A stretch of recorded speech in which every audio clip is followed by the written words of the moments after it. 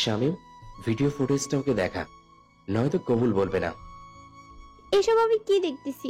আমার মা আর ভাইয়া সুন্দর ঘুমিয়ে আছে। কয়েকজন লোক বন্দুক হাতে তাদের দিকে তাক করে আছে। হয়তো আমি কবুল না বললে আমার মা আর ভাই এই দুনিয়াতে বেঁচে থাকতে পারবে না। এইসব দেখার পর আমি নিস্তব্ধ হয়ে গেছি। আমার পুরো দুনিয়াটা যেন ওলটপালট হয়ে গেছে সবকিছু। এইসব দেখার পর আগে যদি আমি মরে যেতাম বা আমাকে ধর্ষণ করে মেরে ফেলতো তাই সহ্য হতো, কিন্তু প্রতিনিয়ত ধর্ষণ হতে হবে না, এই পশুটার হাতে আমাকে। কবুল বলবি নাকি তোর পুরো ফ্যামিলিকে মেরে ফেলবো? আমি বাধ্য হয়ে কবুল বলেই দিলাম। কবুল বলে দিয়ে কান্না করতে লাগলাম, কারণ এখন আমার নিত্য সঙ্গী হবে কান্না। প্রতিদিন রাতে ধর্ষণ করবে, ওনার ইচ্ছা মতো আমাকে ভোগ করবে, ভোগ করে ছেড়ে দিবে। সংক্ষেপে বিয়েটা সম্পূর্ণ করে কাজে চলে গেলেন। শামীম, তুই এখন বাসায় যা, আর এই খবরটা কাউকে জানাবি না এখন। তার মানে উনি আমাকে এখানে লুকিয়ে বিয়ে করলেন, যাতে যেন প্রতিদিন ধর্ষণ করতে পারে, বৈধ ধর্ষণ। তবে মেয়েটার উপর অতিরিক্ত কিছু করিস না, যাতে বেঁচে থেকেও মরার মতো থাকতে হয়। তুই এখন চুপচাপ চলে যা, আর আমি আমার বউকে কিভাবে রাখবো, কিভাবে দেখবো, কিভাবে আদর করব, সেটা একান্তই আমার ব্যাপার। তোর এই বদমেজাজি রাগের কারণে একদিন তোকে পস্তাতে হবে। সেই দিনই শামীমের কাছে এসে তোকে কান্না করতে হবে। দেখে নিস, কথাটা মিলিয়ে নিস। মাহিনের কখন এরকম সময় আসবে না।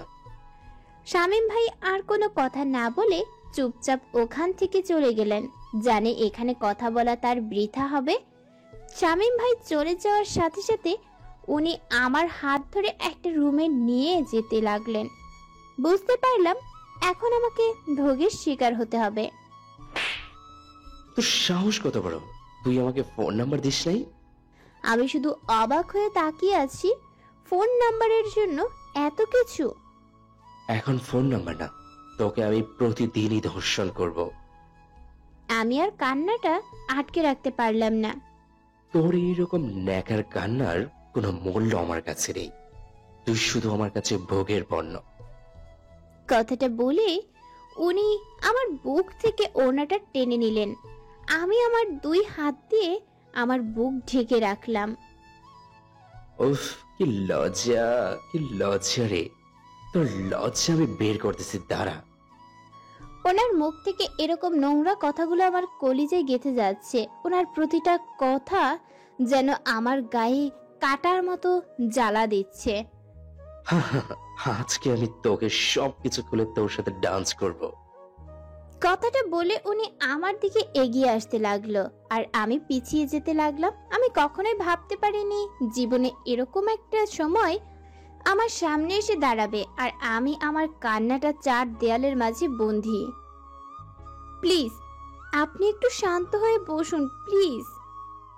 অনেক কষ্টে কথাটা মুখ দিয়ে বের করলাম। ওনার রাগ দেখে আমি পুরোটাই স্তব্ধ হয়ে গেছি। কি হচ্ছে আমার সাথে এখানে? কেন এত তাড়াতাড়ি তোর দেমাগ শেষ হয়ে গেল? আমি আবার কিসের জন্য দেমাগ দেখাবো আপনাকে? আমার যা কিছু ছিল সব তো আপনি লুটে নিয়েছিলেন। হাহ, আমি তোর দেহ লুটে নিয়েছিলাম, এটাই বলতে চাচ্ছিস তুই, তাই না?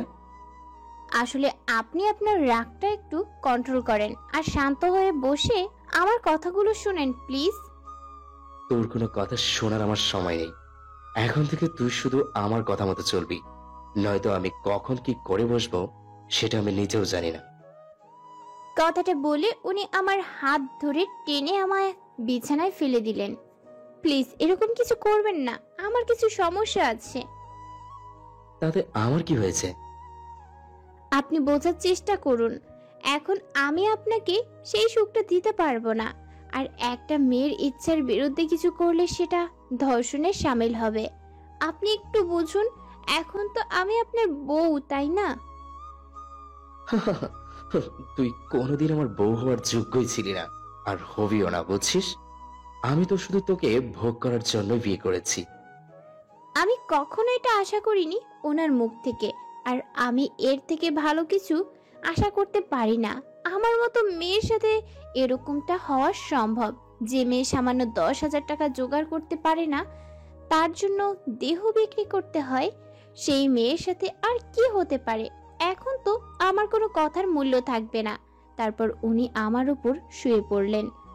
আমার ঠোঁটে তার ঠোঁট দুটো ডুবিয়ে দিলেন, ননস্টপ কিস করতে লাগলেন। আমার খুব বিরক্ত লাগতেছে, কারণ এখন আমার এসব সহ্য হচ্ছে না। আমি ওনাকে এত সরানোর চেষ্টা করতেছি, কিন্তু আমি তার শক্তির সাথে পেরে উঠতে পারতেছি না। আমার ঠোঁট থেকে ওনার ঠোঁট দুটো সরিয়ে আমার গলায় ওনার ঠোঁট দুটো ডুবিয়ে দিলেন এবং ননস্টপ কিস করতে লাগলেন। ওনার প্রতিটা স্পর্শ আমার অসহ্য লাগতেছে। ইচ্ছা করতেছে যদি আমার শক্তি থাকতো তাহলে ওনাকে এখানে মেরে ফেলতাম, কিন্তু আমি তার সাথে এখন পারবো না। আস্তে আস্তে যতই আমার জামার পিন খুলতে লাগলেন, প্লিজ এরকম কিছু আজকে আমার সাথে করবেন না, আমি খুব অসুস্থ, আপনি বোঝার চেষ্টা করেন। জোরে জোরে কান্না করতেছি আর কথাগুলো বলতেছি ওনাকে, কিন্তু আমার কথাগুলো ওনার কান অবধি পৌঁছাচ্ছে না। ওনার 2 হাত দিয়ে আমার সারা শরীর স্লাইড করতে লাগলেন এবং এটা আমার খুব বিরক্ত লাগছে। আমি জোরে জোরে কান্না করতে লাগলাম। আমি ওনাকে ভালোভাবে না করেই যাচ্ছি, কিন্তু উনি আমার কোনো বাধাই মানতেছে না। ওনার মতো উনি আমাকে ব্যবহার করতে লাগলেন। উনি আমাকে ওনার ইচ্ছে মতো ভোগ করতে লাগলেন, আর আমি ব্যথায় বারবার চিৎকার করে কান্না করতেছি, কিন্তু আমার কান্নায় কোনো মূল্য নেই ওনার কাছে। উনি ওনার মতো কাজ করেই যাচ্ছে। আমার ব্যথাতে কলিজাটা মনে হয় ফেটে যাচ্ছে। আমার মনে হচ্ছে আমি মরে যাব। এত ব্যথা পাচ্ছি যে আমি একসময় অজ্ঞান হয়ে গেলাম। যখন আমার জ্ঞান ফিরল তখন দেখি আমি একদম ঠিক আছি। আমার শরীরে কোনো ব্যথা অনুভব হচ্ছে না, বা আমি কোনো রকম অস্বস্তি বোধ করতেছি না। এটা কিভাবে সম্ভব? এত তাড়াতাড়ি আমি এতটা সুস্থ? ঘড়ির দিকে তাকিয়ে দেখলাম রাত 3টা বাজে। আমাকে যখন এই রুমে নিয়ে আসা হয়েছিল তখন রাত 9টা বেজেছিল, আর এখন রাত 3টা বাজে। তার মানে আমি অনেকক্ষণ থেকে ঘুমিয়ে আছি। আমি রুমের চারিদিকে তাকিয়ে দেখলাম কোথাও ওনাকে দেখা যাচ্ছে না। ব্যাপার কি? আমাকে একা ফেলে উনি কি চলে গেলেন নাকি? আর আমাকে এখানে এভাবে এনেছে। আমি রাস্তাঘাট কিছুই চিনি না। এখন আমি কোথায় যাব? আমার শরীরের দিকে তাকিয়ে দেখি আমার শরীরে শুধু একটা চাদর মোড়ানো, আর কিছুই নেই। এটা দেখেই আমার মনে পড়ে গেল সেই নির্যাতন, আর আমার চোখ বেয়ে পানি পড়তে লাগলো। আমি দৌড়ে বাথরুমে চলে গেলাম। শাওয়ারটা ছেড়ে দিয়ে 2 হাত দিয়ে সারা শরীর ঘষতে লাগলাম, যাতে করে ওই অমানুষটার স্পর্শ আমার শরীরে না থাকে। যতই ঘষতেছি ততই কষ্টগুলো আমার মনে পড়তেছে, আর ততই আমি কান্না করতেছি। কান্না করতে করতে ফ্লোরে বসে পড়লাম, আর আমার চোখের পানির সাথে শাওয়ারের পানি এক হয়ে গড়িয়ে যাচ্ছে। এইদিকে। আরে, মেয়েটা আবার কই গেল? এখানেই তো রেখে গেলাম। ও তো এই এলাকার রাস্তাঘাট কিছুই চেনে না, কোথায় যাবে? উফ, আমি এখন টেনশনে বাঁচি না। কেন যে একা রেখে বাইরে গেলাম?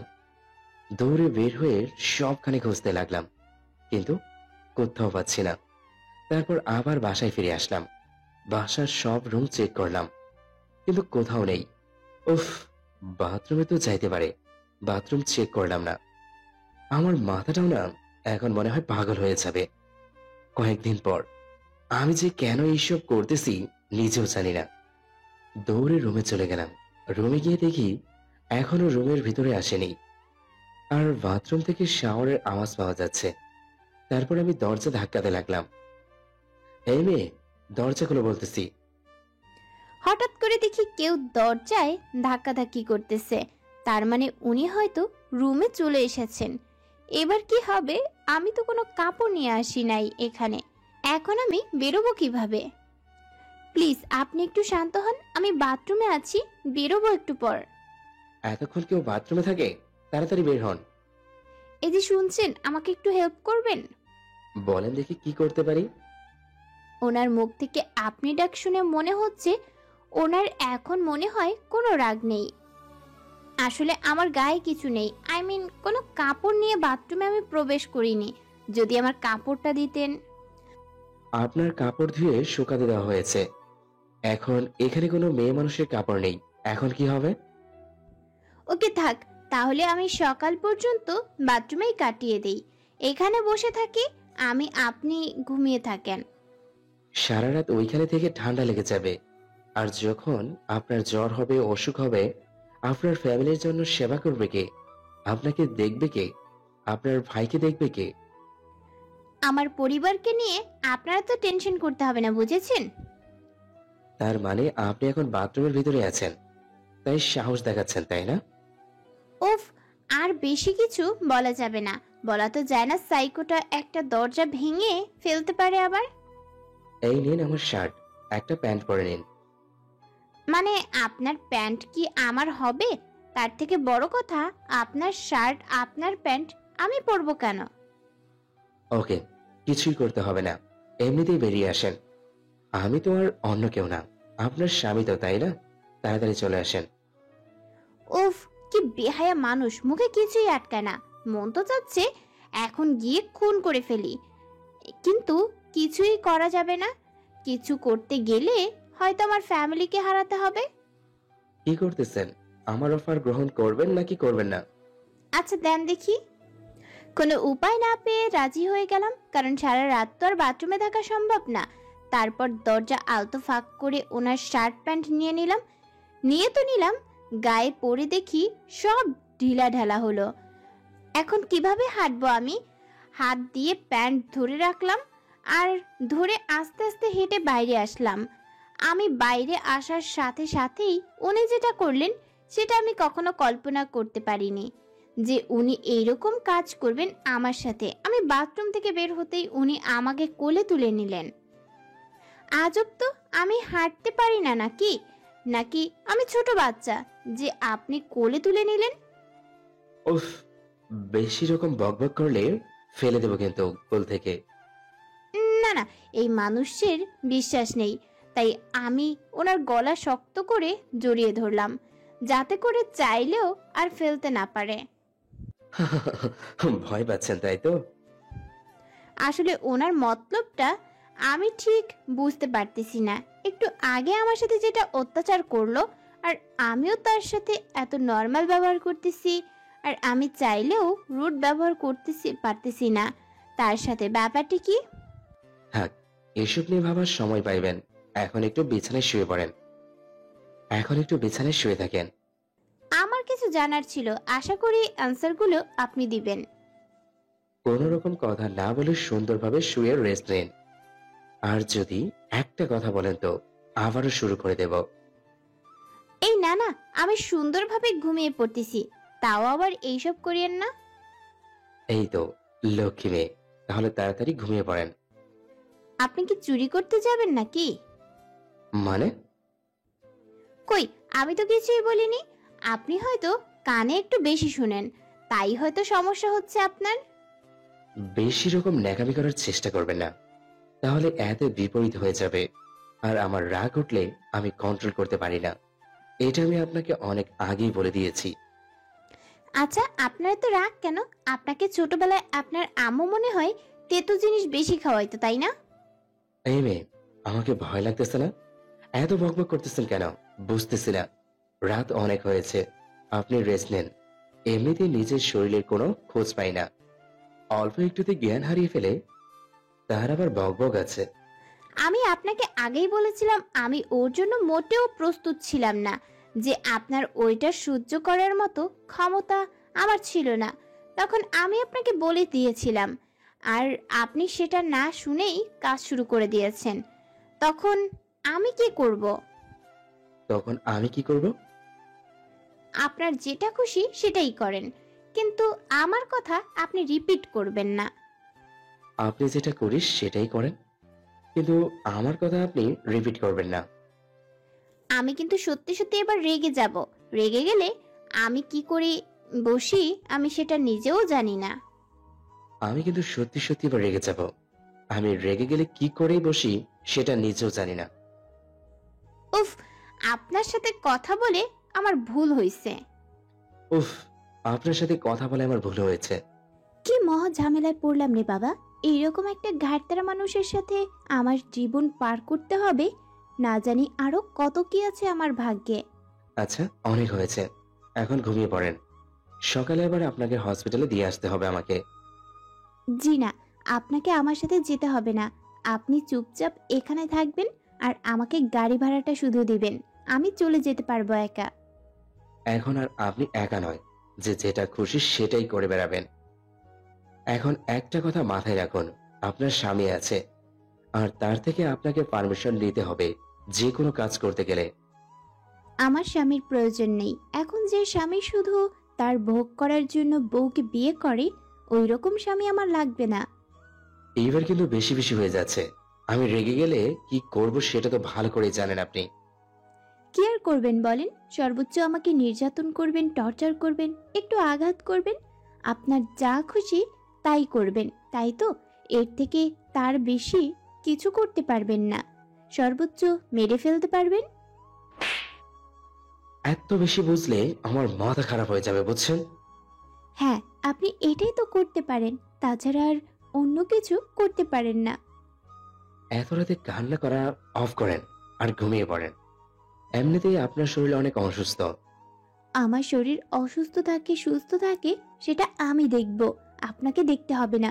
শুধু আপনাকে আমি বিছানায় সময় দিতে পারলেই আপনার হবে, তাই তো? আচ্ছা, আমি যথেষ্ট চেষ্টা করব আপনাকে বিছানায় সময় দেওয়ার। প্লিজ, হাত জোর করে বলতেছি, আর একটাও কথা না।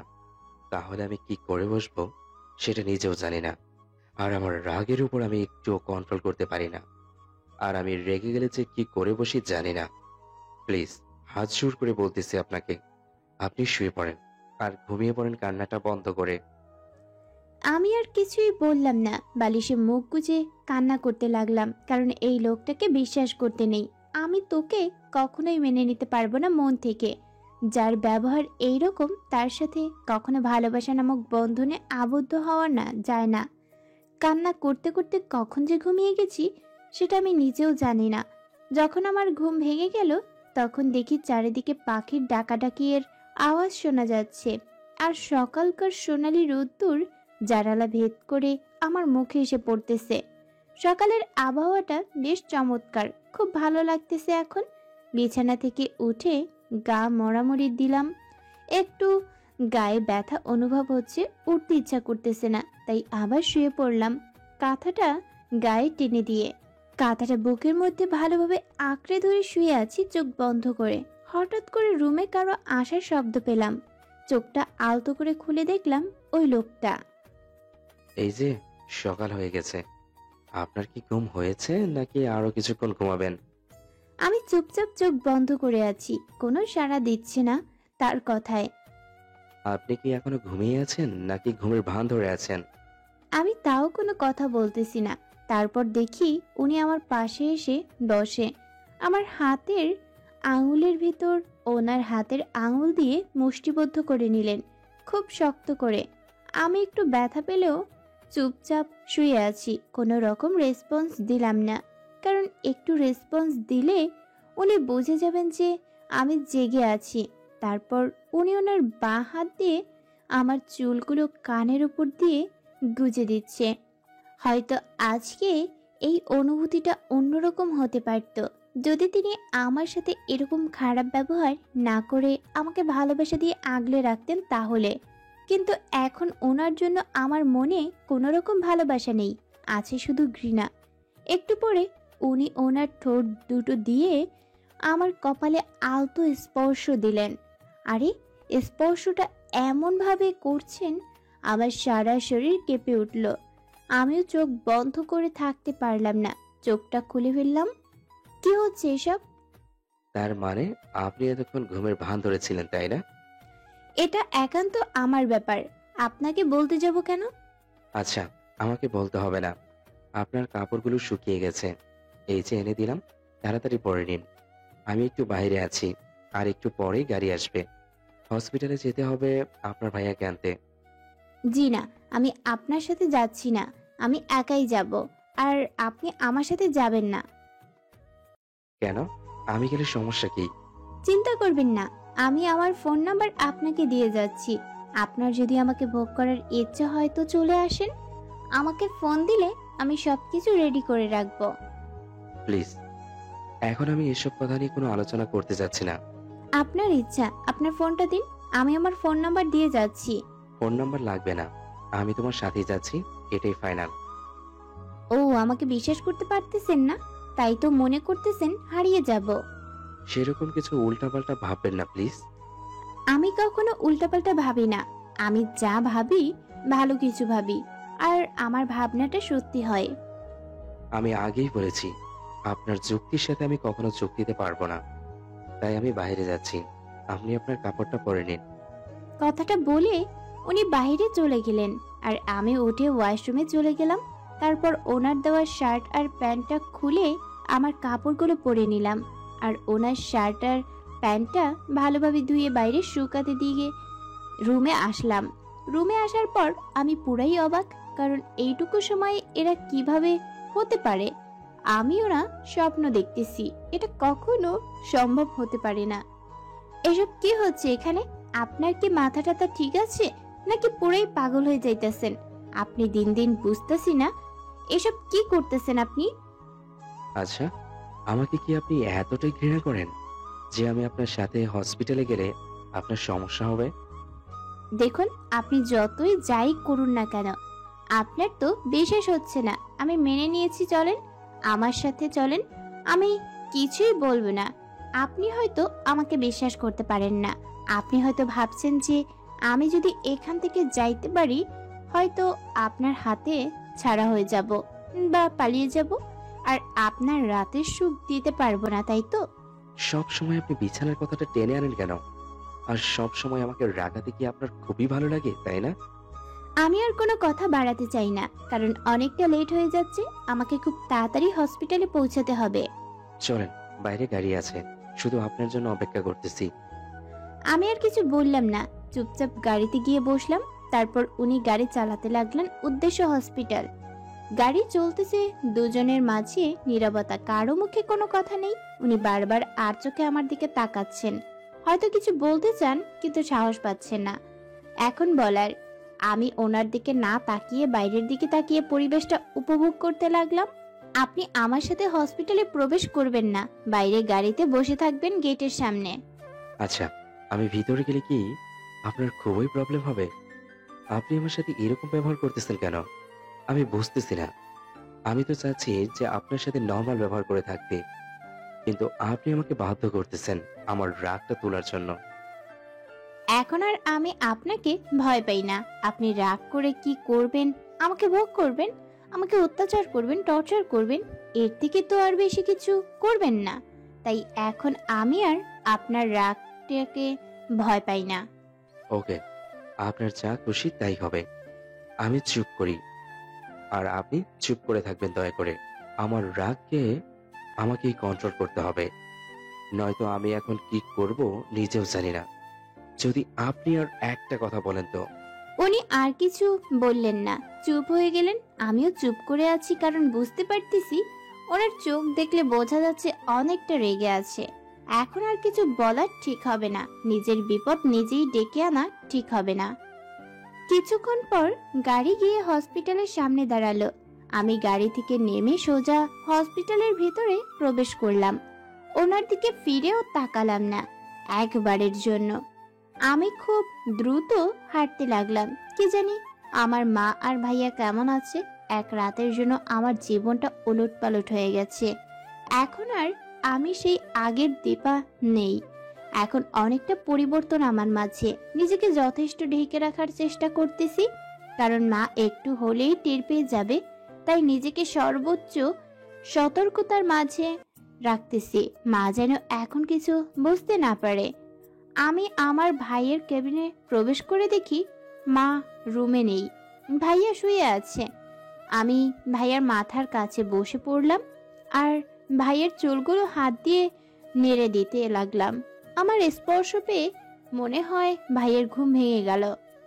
কি রে আপু, তুই এত সকাল সকাল এইখানে? পাগল ভাই আমার, তোকে ছাড়া কি আমার এক মুহূর্ত ভালো কাটে তুই বল?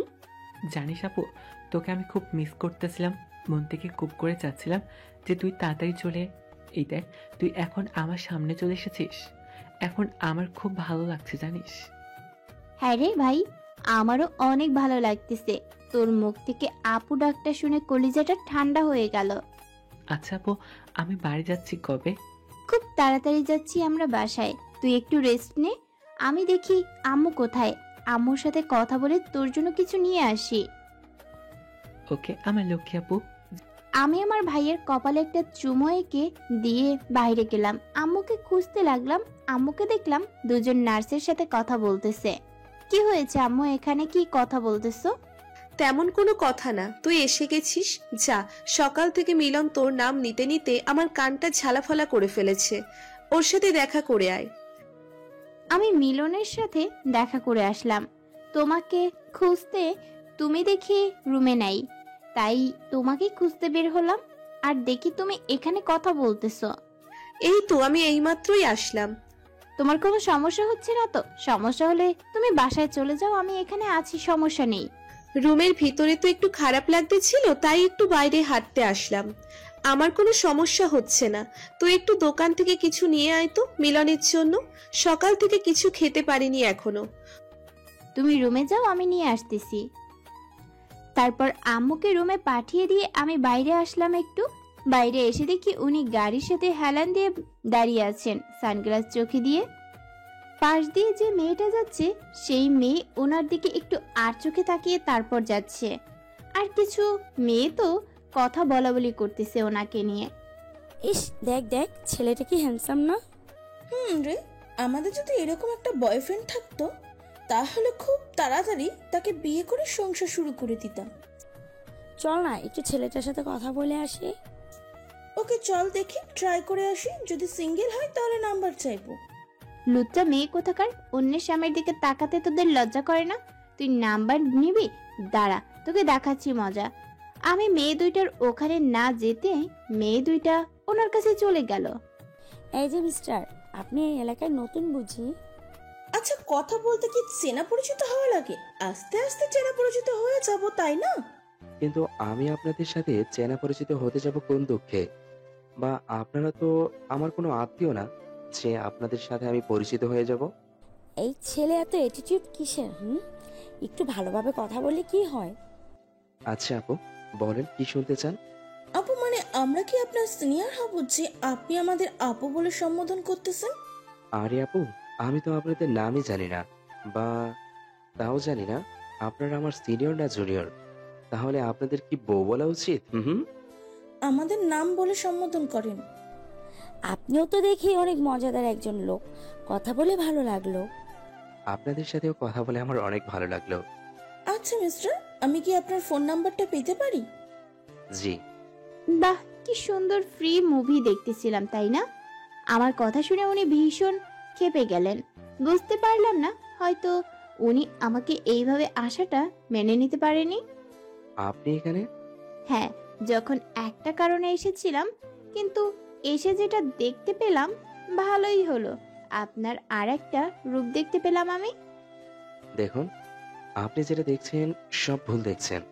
থাক মিস্টার, আপনি কথা বলেন, আমি আসতেছি। এই যে শুনুন, আপনার দেখার মাঝে ভুল আছে। আমার কথাটা সম্পূর্ণ শুনুন, তারপর আপনি আর এইভাবে রাগ করে থাকবেন না, বুঝছেন? আমি আপনার কথা শুনতে চাচ্ছি না, অতএব এখন আপনি আমার কথা মতো চলবেন না। আপনি এখানে দাঁড়িয়ে থাকেন আর ওই মেয়েটার সাথে কথা বলেন। আমি যেখানে যাচ্ছি যাইতে দেন, আর আমার পিছনে একদম আসবেন না। তারপর আমি ওনাকে পাত্তা না দিয়ে চলে আসতে লাগলাম। হঠাৎ করে পিছনে তাকিয়ে দেখি উনি মেয়ে দুইটার সাথে যেটা করলেন সেটা আমি কখনো কল্পনা করতে পারিনি। একটা মানুষ এতটা খারাপ হতে পারে? ছি, এটা আপনি কিভাবে করতে পারলেন? কুত্তার বাচ্চা, আমি তোদেরকে বলছিলাম না তোরা আমার সাথে কথা বলবি না? তোরা এখান থেকে চলে যা। তোদের জন্য এখন আমাকে ভুল বুঝতেছে। তোদের মতো মেয়েকে তো আমি... ওই কুত্তার বাচ্চা, তুই আমাকে চিনিস? তুই আমাকে থাপ্পড় মারলি, এখন যদি আমি ইচ্ছে করি তোকে আমি এখানে মেরে ফেলতে পারি। তুই আমাকে জানিস আমি কে? তুই কে রে? তোর কত শক্তি আছে? যা, ফোন দিয়ে ডাক তোর বাপকে। যদি আমাকে কিছু করতে পারে তারপর বলিস ভাগ এখান থেকে। আপনি মোটেও কাজটা ঠিক করলেন না, এই জন্য আপনাকে পস্তাতে হবে। এখান থেকে যাবি নাকি পিটাইতে পিটাইতে মেরে ফেলবো? এখান থেকে যা। আমি আমার রাগ কন্ট্রোল করতে পারি না, তাই ভালোই ভালোই বলছি এখান থেকে চলে যা। আমি এখান থেকে দাঁড়িয়ে দেখতেছি মেয়ে দুটো যাচ্ছে না, ওখানেই দাঁড়িয়ে আছে আর ওনার সাথে কথা কাটাকাটি করতেছে। আমি বুঝতে পারলাম উনি প্রচুর রেগে আছেন, কখন যে কি করে বসবে। পরে আবার আমি আর ওখানে দাঁড়িয়ে না থেকে ওনাদের কাছে চলে গেলাম। নিজেকে কি মনে করেন? আর আপনি এতটা নিচু মনের হতে পারেন কিভাবে? না, না হয় মেয়ে দুটো আপনার সাথে কথা বলতে এসেছে তাই বলে আপনি ওনাদের সাথে এরকম ব্যবহার করতে পারেন না, এটা ঠিক না। আপনি যেটা করবেন আমার সাথে সেটা ঠিক, আর আমি কিছু করলে সেটা অন্যায়, তাই না? আমি সেরকম কিছু বলতেছি না। এখন আপনি আমার সাথে আসেন। আর আপুরা, আমি অনুরোধ করে বলতেছি, প্লিজ কিছু মনে করিয়েন না। ওনার একটু রাগ বেশি তো, তাই আপনাদের সাথে এরকম ব্যবহার করে ফেলেছে। প্লিজ ওনাকে ক্ষমা করে দিন। আর আপনারা যে কাজে এসেছেন সেই কাজ করে চলে যান, কিছু মনে করবেন না প্লিজ আপুরা। তারপর মেয়ে দুইটা চলে গেল, কিন্তু যাওয়ার আগে বলে গেল যে ওনাকে ছাড়বে না। এখন আপনার মন শান্তি হয়েছে তাই তো? এখন আসেন আমার সাথে। যদি কখনো বিপদে পড়েন তখন কেউ আপনাকে সাহায্য করতে যাবে না, আপনার এই রাগের কারণে, বুঝেছেন? আমি কারো কাছ থেকে সাহায্য চাইবো না, বুঝছেন? আমি যদি মরে যাই তো যাব, তাও কারো কাছ থেকে সাহায্য চাই না আমি। আচ্ছা, আপনি এরকম কেন বুঝি না, আপনার এত রাগ কেন? দেখুন, এটা রাস্তা, এখানে এসব নিয়ে আলোচনা না করাই ভালো। আপনি ভিতরে যান, আমি এখানে আছি। আর আপনার কতক্ষণ লাগবে বাইরে আসতে? সঠিক জানি না, ওর সাথে কথা বলতে হবে। কবে রিলিজ দেবে আমার ভাইকে? আপনি দোকান থেকে ঘুরে আসুন, আমার একটু কাজ আছে। হসপিটালের ভিতর আমার একটু কাজ আছে। হসপিটালের ভিতরে আপনার আবার কিসের কাজ? আমার একটু সমস্যা হচ্ছে, আমি একটু ডাক্তারের সাথে কথা বলবো। আপনি আসেন, আমি ডাক্তারের সাথে কথা বলে আসি। কেন? আপনি তো ঠিক আছেন, আপনার কি হলো? উফ, এত প্রশ্ন করলে কি চলে? আপনি জানতো, আমি একটু ডাক্তারের সাথে কথা বলে আসি। তারপর আমি আর কিছু না বলে চুপচাপ দোকান থেকে কিছু ফলমূল কিনে নিতে গেলাম, আর উনি হসপিটালের ভিতর প্রবেশ করলেন। আসসালামু আলাইকুম আঙ্কেল, কেমন আছেন? এই তো বাবা, ভালো আছি। তুমি কেমন আছো? আপনাদের দোয়ায় ভালোই আছি আঙ্কেল। আর আমি যে ব্যাপারে এসেছি আপনি নিশ্চয়ই বুঝতে পেরেছেন। হ্যাঁ বাবা, তোমার কথা মতো তো সব করলাম। এখন রিলিজ নিয়ে তুমি কথা বলতে চাইছো তো? হ্যাঁ, আর আপনি কিভাবে বুঝতে পারলেন যে আমি রিলিজ নিয়ে কথা বলতে এসেছি? না, আমার মনে হলো তাই বললাম। আচ্ছা আঙ্কেল, তোমার কত টাকা দিতে হবে হাসপাতাল কর্তৃপক্ষকে? বেশি না বাবা, অল্প কিছু টাকা দিলেই হয়ে যাবে। মাত্র 20,000 টাকা হলেই এনাফ। এই নেন টাকাটা, আর এটা গোপনে থাকে যেন, এখনো প্রকাশ করার দরকার নেই। আমি এখন আসি, ভালো থাকবেন। আচ্ছা বাবা, কখনো কোনো সাহায্য লাগলে বলিও, যথেষ্ট চেষ্টা করব। ধন্যবাদ আঙ্কেল। আমি দোকান থেকে কিছু ফলমূল নিয়ে আসলাম, এসে কেবিনে প্রবেশ করে দেখি আম্মু আর ভাইয়া কথা বলতেছে। তো আমার ভাইটার এখন কেমন লাগতেছে? জি আপু, অনেক ভালো লাগছে। আমি কবে বাড়ি যাব? এখন আর বাড়ি যাওয়া হচ্ছে না, তোমাকে কয়েকদিন রেস্টে থাকতে হবে, নয়তো তুমি বাসায় গিয়ে বাথরুমও শুরু করে দেবে। তখন আবার রোগ বেশি হবে, তখন তোমাকে নিয়ে টেনশন করতে হবে। তাই তুমি এখানে ধৈর্য ধরে 2-1 দিন রেস্টে থাকো, তাহলে আর কখনো সমস্যা হবে না তোমার। ওকে আমার লক্ষ্মী আপু, তুমি যা বলবে আমি তাই শুনবো। ফলগুলো আমাকে দে, আমি গিয়ে কেটে দিই ওকে। ওকে আম্মু। তোকে এইরকম দেখাচ্ছে কেন মা? তোর কি কিছু হয়েছে রাতে? আরে আম্মু, তুমিও না সব সময় একটু বেশি ভাবো, তাই না? আমার কিছুই হয়নি, আমি একদম ঠিক আছি। তোমার চোখে তো সব সময় আমাকে সন্দেহ লাগে, তাই না?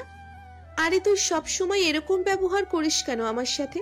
আমি কি তোকে কিছু জিজ্ঞেস করতে পারি না? আরে আম্মু, আমি তো বললাম আমি ঠিক আছি। আচ্ছা তুই এখন একটু বাসায় যা তো মা। আমি তো একটু আগে আসলাম বাসা থেকে, এখন আবার বাসায় যাইতে বলতেছো? আরে মা, এখন একটু বাসায় যা তুই, আমি তোর ভাইয়ের সাথে আছি, এখানে সমস্যা হচ্ছে না। আমার সব ঠিক আছে, দুজন নার্স আছে, সব সময় দেখাশোনা করে। তুই একটু বাসায় যা, বাসায় একটু ভালোভাবে গুছিয়ে নিস। এই কয়েকদিন থেকে তো বাসায় ভালো রকম কোনো কিছু করা হয় না, তুই একটু বাসায় যা। ওকে, যাচ্ছি।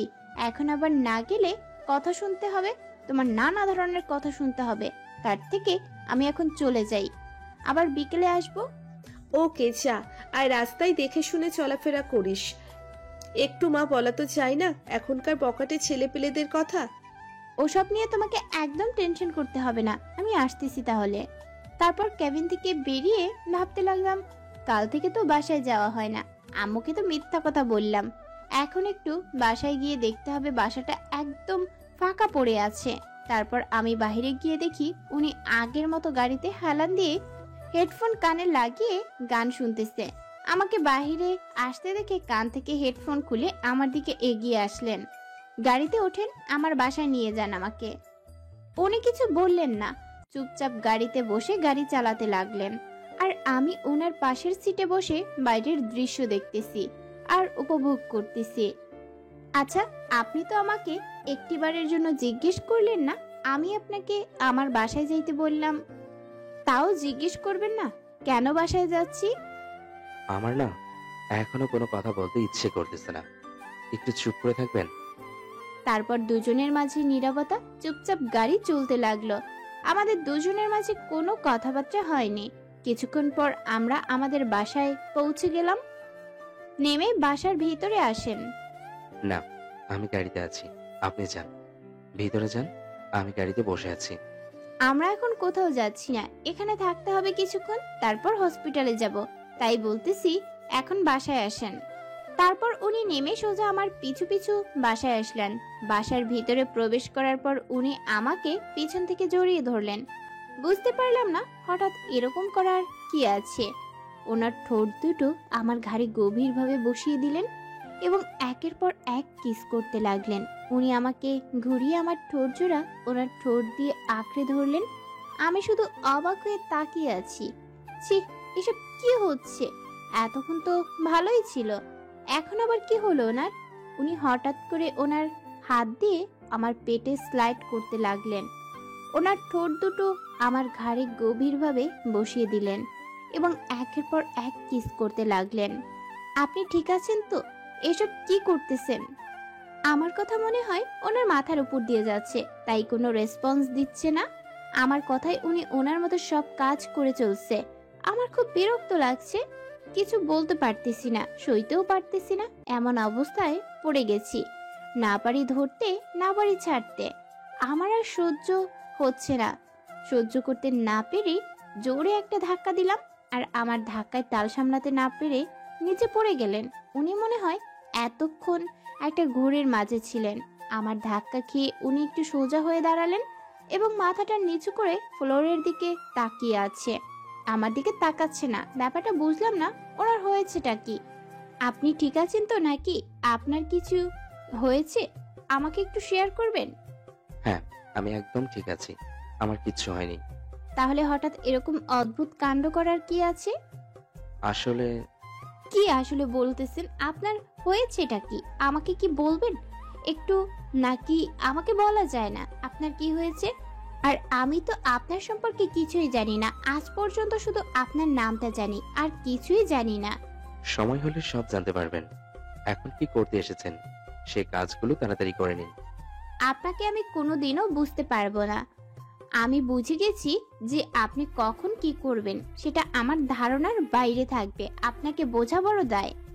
আরে সেরকম কিছু না, এখন বলুন, আমাকে কিছু হেল্প করতে হবে, করতে হলে করি, না হলে আমি গাড়িতে গিয়ে বসে থাকি। পা ভেঙে হাতে ধরিয়ে দিব এক পা এখান থেকে নড়লে। আমি কি আপনাকে বলতেছি যে আপনাকে আমাকে সাহায্য করতে হবে? আপনি গাড়িতে গিয়ে বসে থাকেন, এত গাড়ি গিরে করেন কেন? গাড়িতে কি আপনার বউ আছে, নাকি গাড়িতে যে গাড়ি ছাড়া আপনার ভালো লাগে না? আরে এসব কি বলতেছেন? আপনার কি মাথা গেছে নাকি? গাড়িতে বউ থাকবে মানে? তাহলে গাড়ি কি আপনার চড়ে নিয়ে যাবে যে গাড়িকে সবসময় চোখে চোখে রাখতে হবে? আপনার কোটি কোটি টাকা দামের গাড়ি হারিয়ে গেলে আর কিনতে পারবেন না, তাই তো? নাকি আমাদের গরিব ঘরে আপনার মন টিকছে না? আচ্ছা, তাহলে গিয়ে গাড়িতে গিয়ে বসে থাকেন। আপনি না সব সময় বেশি বুঝেন, যার ফলে আমার রাগটাই আমি কন্ট্রোল করতে পারি না, বুঝছেন?